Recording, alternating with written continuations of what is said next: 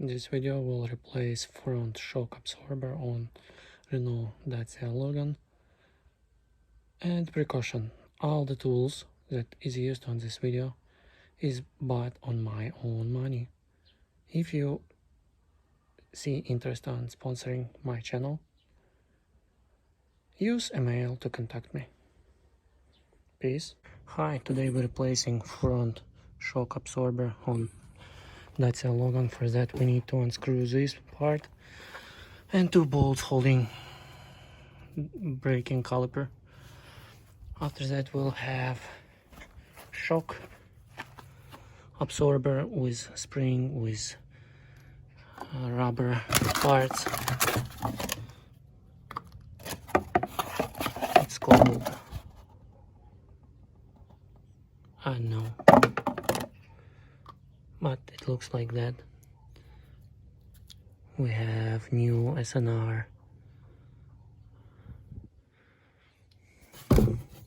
part, and we have such shock absorber. Now I'll use spring ties, and we'll delete the spring from here and we'll disassemble all this. In my case I'll use Lakota spring compressor set. You can see specs, we don't care about it. They look like this. They will hold the spring like that, and we'll be able to disassemble it. So use the spring compressors, and on the new shock I'll add this on top of it. We'll place this nut, and then we'll mount it in the car with this new nut. It has some interesting design. It has metal inserts to prevent it from unscrewing. That's interesting. So everything worked as expected. The shock absorber is completed and ready to be installed in the car.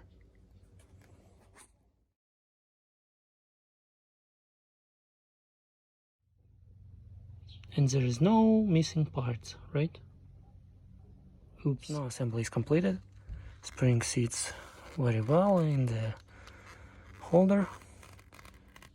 Dust cover is on.